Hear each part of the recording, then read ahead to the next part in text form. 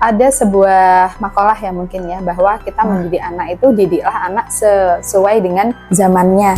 Yang nyapu selalu yang anak perempuannya, anak laki-lakinya tidak dikasih tugas untuk menyapu. Ketika kita selalu seperti itu, akhirnya akan muncul konsep patriarkinya. Oh, saya laki-laki, jadi saya tidak perlu untuk membantu pekerjaan rumah. Anak sekarang nggak bisa kalau harus kita samakan dengan generasi kita dulu. Oh, kita beda generasi ya Mas Amin ya. Jauh banget. Aku nggak boleh lo main HP, tapi orang tuanya sendiri ngasih tahu dengan main HP. Terus bagaimana dong?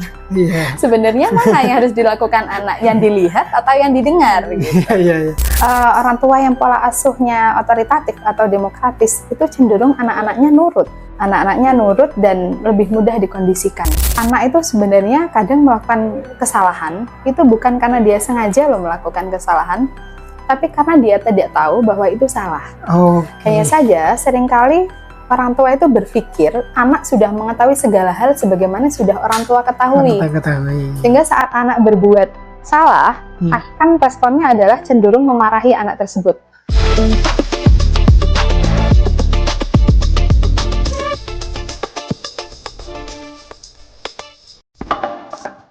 Halo Sobat Baca, kembali lagi di podcast Intrans Publishing. Kali ini kita kedatangan tamu spesial, seorang penulis yang itu akan kita bahas ya bukunya di dalam seri podcast kali ini.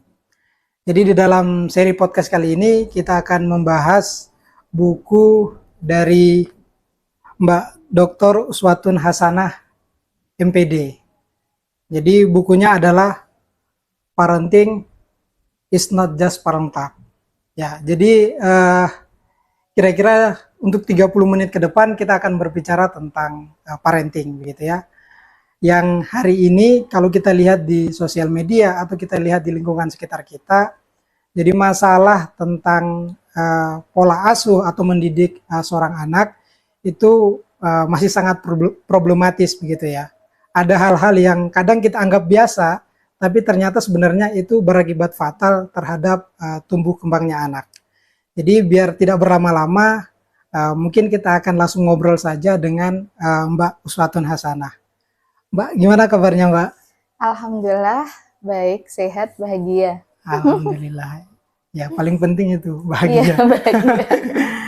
Iya Mbak, ini sebelum ke Intrans, ini Mbak di Malang apa ada acara atau ada apa berkunjung gitu? Iya, jadi saya kan bertugasnya sekarang aktivitas sehari-hari sebagai dosen di UIN 1 Tulungagung.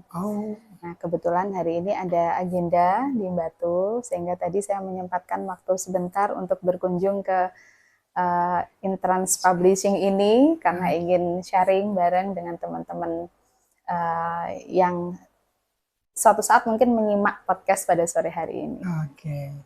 Ya, begitu saya ucapkan juga Mbak ya, selamat datang di Intrans Publishing, khususnya di ruangan ini. Jadi di Intrans itu ada salah satu tempat begitu namanya toko buku Rendezvous Kalimetro. Jadi tempat kita podcast ini merupakan toko buku. Ya juga bagian dari Intrans Publishing. Juga ada komunitas lah Mbak. Kita biasanya berdiskusi atau apa. Mungkin suatu saat kalau Mbak ke Malang lagi, mungkin kita bisa buat diskusi bareng ya tentang buku ini. Menarik, bisa diagendakan Mas Amin. Iya, karena saya juga kebetulan Mbak jurusan pendidikan dan saya baca bukunya Mbak. Ini khusus untuk mahasiswa pendidikan wajib nih hukumnya. Wajib untuk membaca ya. Wajib untuk membaca. Oke. Oh ya Mbak, mungkin kita bicara soal buku. Sebenarnya buku Parenting is Not Just Parent Talk yang Mbak tulis ini apa ya, latar belakang kemudian Mbak menulis buku ini tuh kenapa Mbak? Mungkin bisa cerita sekilas. Baik, terima kasih. Jadi buku ini sebenarnya saya tulis itu berawal dari kegelisahan saya ketika saya menjadi orang tua baru.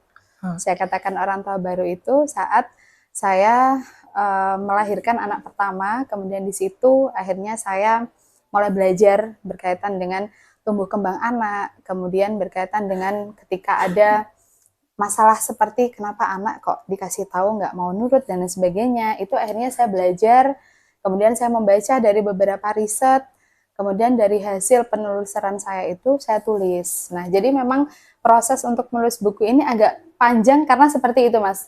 Saya menulisnya berdasarkan hal-hal yang saya alami, kemudian saya cari tahu sumber-sumbernya, kemudian saya tulis. Nah, seperti itu. Dan alhamdulillah buku ini juga mendapatkan sambutan yang sangat positif dari Najila Shihab. Beliau kan juga concern di bidang parenting ya. Beliau mengatakan bahwa buku parenting ini bisa menjadi panduan dan rekomendasi bagi ibu-ibu. Ini saya ketika menulis ini, bayangan saya adalah pembacanya ini bisa dari semua kalangan.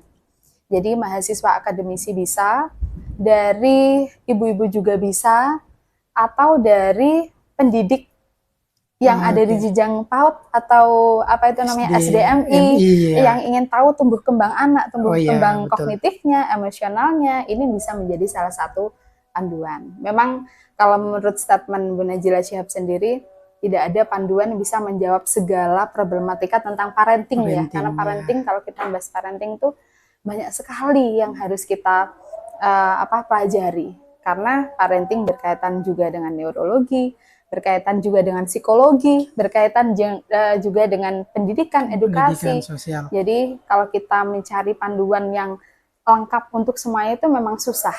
Nah, tapi panduan ini paling tidak bisa menjadi tambahan ilmu, tambahan rekomendasi bagi orang tua yang ingin memberikan pendampingan, pendidikan yang baik untuk anak-anak yang dicintai.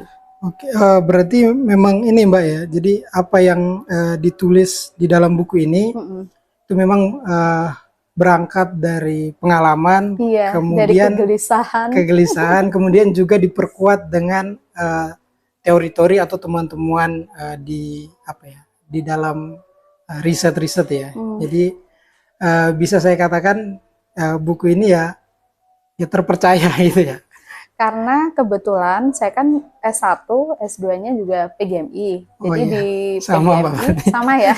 Jadi di PGMI sendiri kan ada mata kuliah tentang perkembangan psikologi anak itu ada. Perkembangan psikologi anak. Jadi di semester sebelumnya 1 sudah punya bekal berkaitan dengan konsep teori tentang tumbuh kembang anak. Dan di S3-nya kebetulan ya saya juga mengambil prodi pendidikan dasar, sehingga memang concernnya di situ. Akhirnya bisa melahirkan buku ini. Iya. Jadi saya kayak melihat ini Mbak, buku tentang parenting itu memang secara spesifik kita akan melihat itu akan sangat cocok dengan mungkin orang tua dan ya mungkin orang-orang yang ya mempunyai anak begitu. Tetapi sebenarnya kalau saya melihat semacam untuk hari ini ya, kalau apalagi kita ngomongin semacam ruang lingkup pendidikan itu kan salah satunya kan ya mungkin yang berawal dari keluarga gitu Mbak. Betul. Jadi pengetahuan tentang parenting itu kan lebih bagus ketika dimiliki oleh semua unsur-unsur yang ada di dalam keluarga itu. Tidak hanya pada orang tua. Mungkin saya punya adik misalkan ya, akhirnya kan walaupun orang tua sudah memberitahu atau mungkin saya tahu ternyata apa yang orang tua saya lakukan ini secara pendekatan sebenarnya kurang cocok ya, karena tadi kan parenting itu tidak semuanya ya sama, tapi kan setiap anak berbeda. Jadi saya kira buku ini sangat rekomendasi begitu untuk kita baca dan kita coba pelajari begitu, sehingga walaupun misalkan kita mungkin belum menjadi orang tua, tapi sekiranya itu bisa menjadi semacam memberikan perspektif baru begitu kepada kita. Apalagi setelah saya buka Mbak ya. Jadi teman-teman semua, jadi buku ini ada terdiri dari 27 istilahnya sub gitu ya, yang akan dijelaskan, yang itu akan sangat berkaitan sekali dengan kehidupan kita gitu, kehidupan sehari-hari kita. Misalkan nih, kita coba ini ya, tipis-tipis ya Mbak. Dari Pak Uswatun biar di-spill tipis-tipis gitu. Nah, kayak misalkan ini kalau teman-teman atau Bapak Ibu sekalian pertama di dalam buku ini, itu pertama memang tadi sudah dikasih tahu sama Pak Uswatun, ada pengantarnya dari Mbak Najila Shihab. Jadi pendiri keluarga kita dan Rangkul. pendiri keluarga kita dan inisiator Rangkul, relawan keluarga kita ya. Sama ada satu lagi dari Pak Mahpur. Oh ya, dari Pak Mahpur. Jadi yang memberikan pengantar di buku ini memang ahli di dalam parenting. Artinya betul. buku ini memang direkomendasikan gitu. Coba kita spill satu-satu Mbak. Beberapa aja, jangan semua. Kayak misalkan di sini kayak saya ngelihat ada satu topik Mbak yang menurut saya relate gitu dengan hari ini, kayak misalkan di subbab bagian 13, mendidik anak generasi alfa ya. Dan ternyata di dalam buku ini dibahas, ternyata ada sejarahnya juga Mbak. Saya baru tahu baby boomers itu generasinya kan banyak ya, ada baby boomers, X, Y, Z, alpha. Nah, baby boomers itu kenapa, ternyata dijelaskan dalam buku ini. Kalau teman-teman mau tahu kenapa kok disebut generasi baby boomers, nah ada di dalam buku. Nah, cuman kan sekarang kan gen alpha itu kan terkenal ya, orang mungkin melihatnya ini gen paling apa ya, semacam kayak mungkin karena yang menilai itu gen-gen sebelumnya ya. Jadi jadi terkesan lemah gitu. Tapi kan sebenarnya kan seorang anak itu kan terlahir, kayak yang saya tahu Mbak ya, itu kan dengan karakter atau kepribadiannya yang masing-masing gitu. Dan itu sudah ya dapat anugerahnya Tuhan begitu. Nah, kemudian kita ini kan mendampingi. Nah, di dalam bab 13 itu Mbak menuliskan tentang mendidik anak generasi alfa. Itu bagaimana Mbak? Ini kan karena sekarang ini rata-rata anak-anak itu kan masuk generasi alfa. Mungkin bisa di-spill Mbak. Oke. Jadi ini saya mulai dulu dari kajian neurologinya ya Mas Amin ya. Kalau dalam kajian neurologi, manusia itu kan dibekali neuron atau sel saraf otak itu sekitar 100 miliar. Wah, itu luar biasa banyak sekali loh. 100 miliar. Dan menurut beberapa pakar, kecanggihan satu sel saraf atau neuron itu sama dengan laptop tercanggih di zamannya.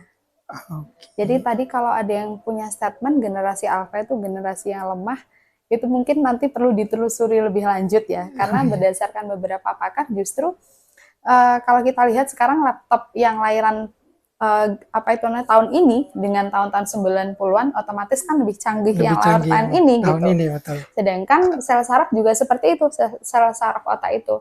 Sehingga sebenarnya anak-anak generasi alpha itu punya kecanggihan sel saraf yang justru lebih canggih dibanding dengan generasi-generasi sebelumnya. Iya. Ibaratnya kalau satu sel saraf aja itu cara kinerjanya sama dengan laptop tercanggih di zamannya, berarti kan manusia sama Allah diberikan kodrat yang luar biasa karena memiliki sekitar 100 miliar sel saraf. Berarti kan sebenarnya manusia itu dianugerahi kemampuan, dianugerahi potensi yang luar biasa sekali. Hanya saja tergantung pada bagaimana kita sebagai orang tua itu bisa mengembangkan dan juga bisa mengarahkan agar kodrat yang diberikan itu memang bisa berfungsi sebagaimana mestinya. Seperti halnya Mas Amin, kalau kita punya laptop canggih, tapi kita bisanya hanya untuk Word, untuk Excel, PowerPoint, kira-kira bisa terekspor tidak kecanggihannya? Ya enggak bisa. Kan tidak bisa. Ya, tetap, nah, sama aja dengan yang tidak canggih kan gitu akhirnya.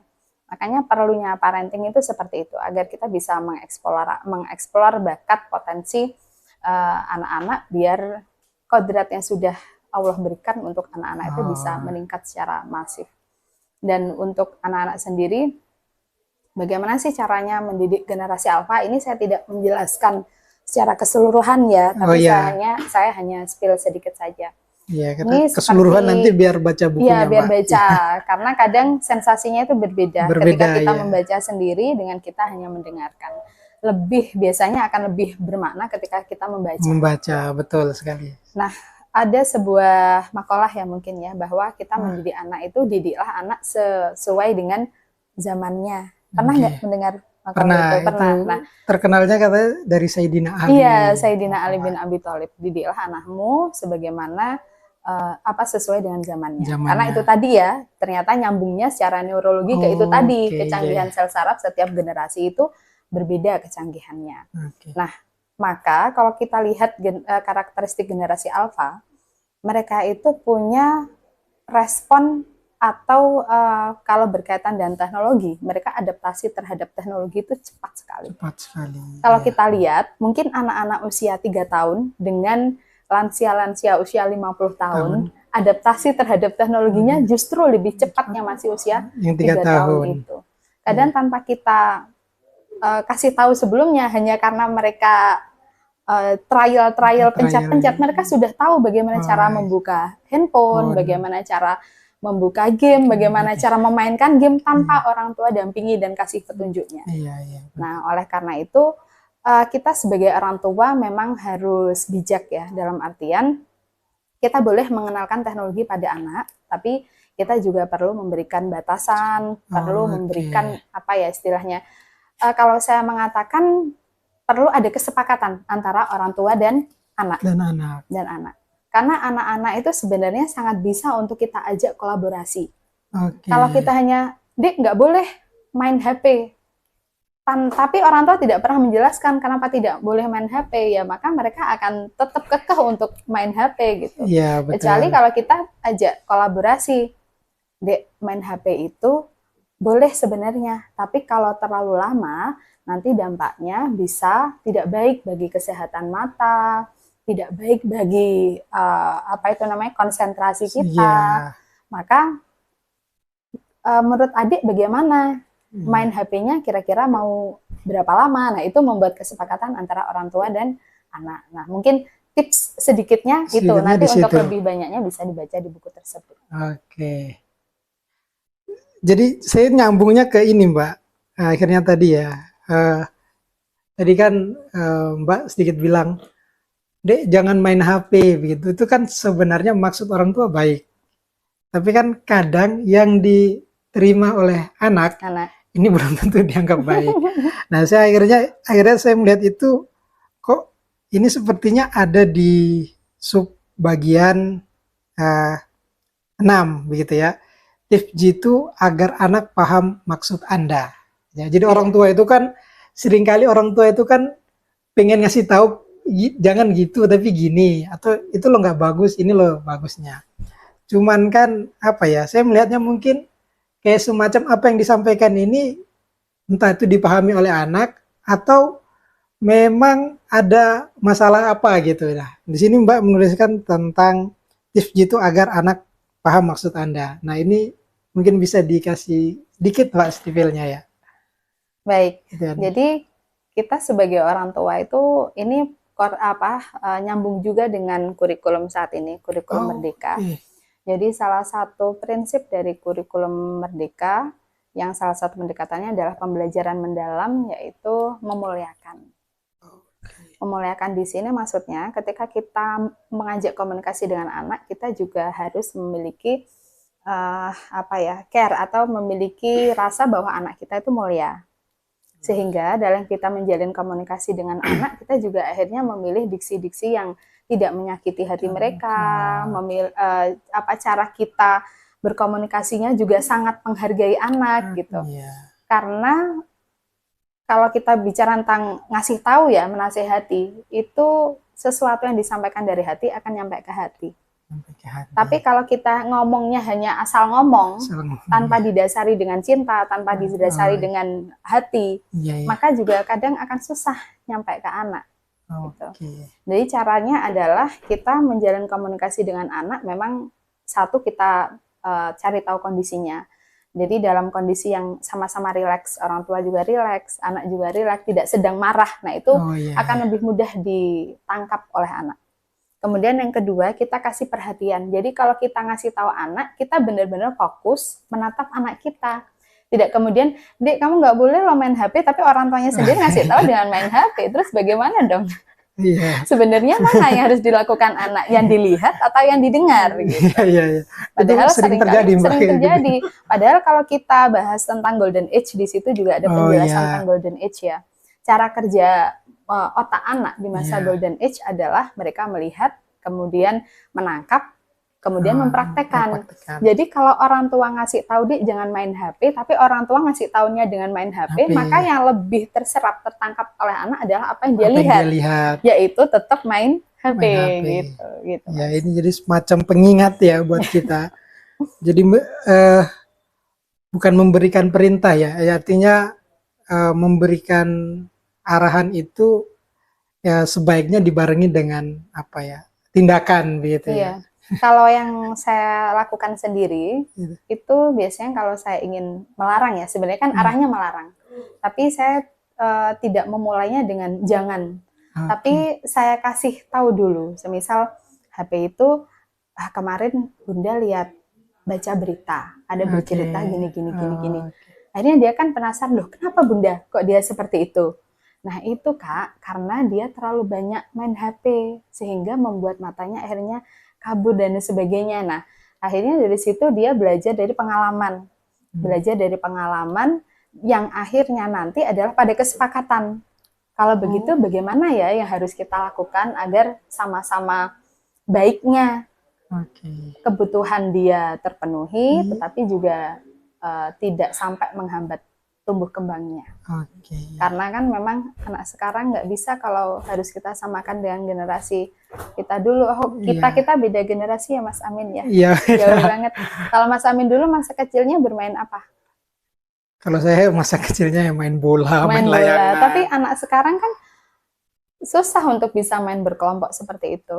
Karena gaya hidupnya sudah cenderung berbeda. Iya, sendiri-sendiri, lebih tertutup, ya kan?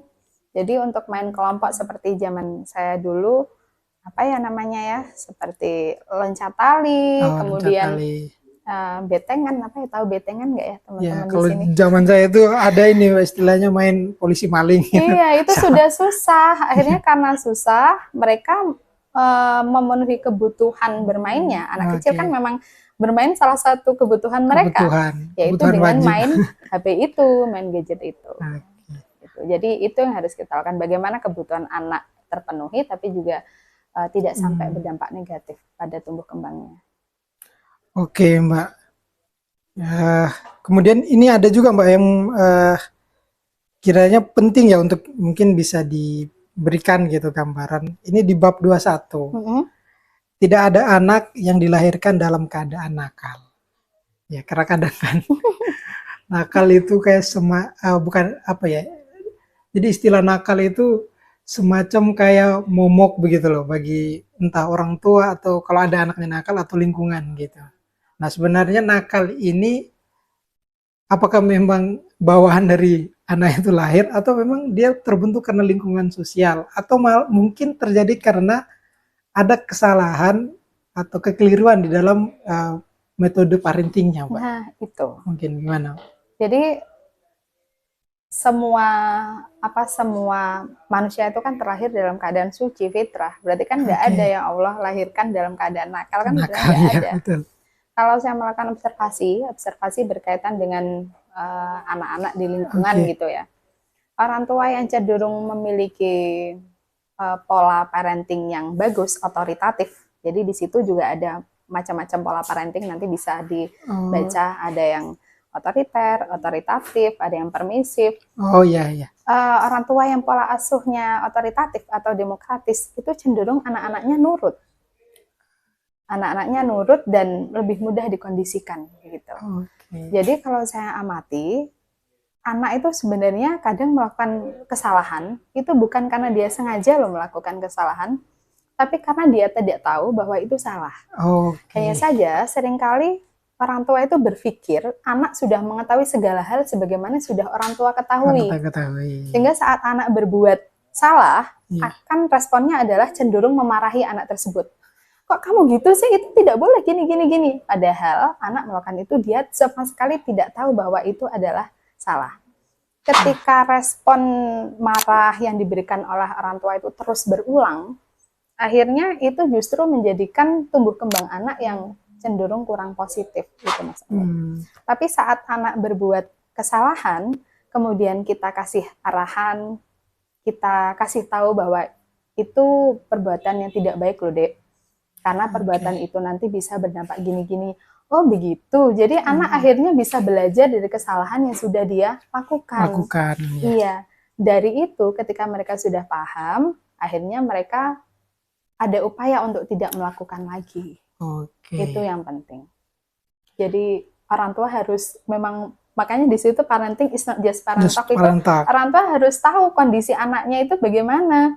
Karena tidak semua kesalahan dilakukan anak itu memang benar-benar dia sengaja. Tapi karena memang anak belum tahu bahwa itu hal yang tidak baik, bahwa itu hal yang tidak boleh dilakukan. Saya serasa ini Mbak mengulang pembelajaran di ruang kelas. Ya, saya semacam saya tuh jadi teringat Mbak. Jadi dulu itu kalau ya tadi Mbak sebut itu psikologi perkembangan anak, itu kita cuma diajarin kalau anak itu dari sisi janinnya begitu, konteks pembentukan kepribadiannya agak kurang begitu penyampaian. Tapi mungkin ini yang terakhir Mbak, yang menurut saya juga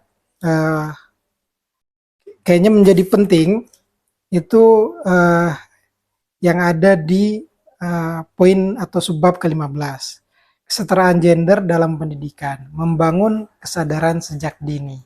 Nah, ini maksudnya gimana Mbak? Kesetaraan gender dalam pendidikan, membangun kesadaran sejak dini. Iya, jadi berkaitan dengan konsep kesetaraan gender, itu kadang susah kalau kita memulainya dari ketika anak sudah dewasa, ketika prinsip-prinsip tentang ketidaksetaraan itu sudah berakar dalam dirinya. Maka tentang kesetaraan gender ini perlu untuk kita bangun, untuk kita edukasi sejak dini. Contoh ketika kita punya anak, 2 laki-laki atau perempuan atau berapalah, tapi lengkap gendernya, ada yang laki-laki, ada yang perempuan. Di situ saat orang tua memberikan tugas menyapu contohnya, itu kita bagi secara rata, tidak kemudian yang nyapu selalu yang anak perempuannya, anak laki-lakinya tidak dikasih tugas untuk menyapu. Ketika kita selalu seperti itu, akhirnya akan muncul konsep patriarkinya. Oh, saya laki-laki, jadi saya tidak perlu untuk membantu pekerjaan rumah. Nah, itu jangka panjangnya akhirnya nanti bahaya ketika di urusan rumah tangga. Ketika sudah jadi suami katakan, di mana istrinya repot, butuh bantuan suami karena suami dari kecil dididik untuk tidak ikut serta dalam kegiatan atau tugas rumah, akhirnya dia cenderung untuk tidak mau kolaboratif dengan istrinya gitu. Jadi itu perlu kita tanamkan sejak dini. Itu contoh kecilnya sih tentang. Berarti dari beberapa kasus kayak mungkin saya juga merasakan nih mungkin dulu. Artinya kayak semacam pekerjaan rumah itu dianggap sebagai ini aktivitasnya yang dikerjain anak perempuan, anak laki-laki nggak di situ. Itu ternyata memang ada semacam kesalahan Mbak ya sejak awal sebenarnya. Iya, jadi kita kalau mau membagi pekerjaan atau membagi tugas atau memberikan peluang, kesempatan, tidak boleh melihat dari aspek laki-laki dan perempuannya, dalam artian ini perempuan dianggap, anak saya perempuan dianggap tidak mampu, lebih mampu yang laki-laki, itu kan berarti kurang pro gender ya. Karena kalau gender kan secara konsep memiliki kesamaan peran di aspek sosialnya. Jadi segala sesuatu di aspek sosialnya itu yang bisa dilakukan oleh perempuan juga bisa dilakukan oleh laki-laki. Iya, dan kayaknya kesalahan itu kadang berdampak panjang, Mbak. Saya tuh jadi teringat itu, saya dulu ingat masih ngaji itu, sebenarnya urusan domestik ya atau urusan rumah tangga itu malah sebenarnya harusnya secara tanggung jawabnya laki-laki, bukan perempuan ternyata. Akhirnya berdampak gitu, bahkan sampai misalkan sudah berkeluarga gitu kan, memang banyak juga ya beberapa laki-laki begitu yang masih menganggap itu bukan urusan bukan pekerjaannya dia gitu, bahkan sampai sudah punya anak misalkan tetap istrinya yang mengerjakan. Padahal Padahal kan istrinya sedang repot itu sudah repot ngurusin banget, anaknya. tapi tetap tidak mau karena dia merasa itu bukan kewajibannya, itu bukan Iya. tugasnya, karena itu tugas perempuan gitu. Mungkin Iya. ya, mungkin Mas Amin ya. Akhirnya Ya, tidak saya mau. kadang melihatnya seperti itu fenomena Mm-mm. yang paling sering. Tapi kan kalau sudah dibekali dari awal begitu kan akhirnya apapun kan eh, bisa dibicarakan ya Iya, dibagi. lebih bisa menghargai perbedaan gender, Ya, perbedaan gender. peran laki-laki dan perempuan. Jadi sudah adil sejak dalam pikiran Nah, gitu. betul. Seperti punyanya Pram gitu.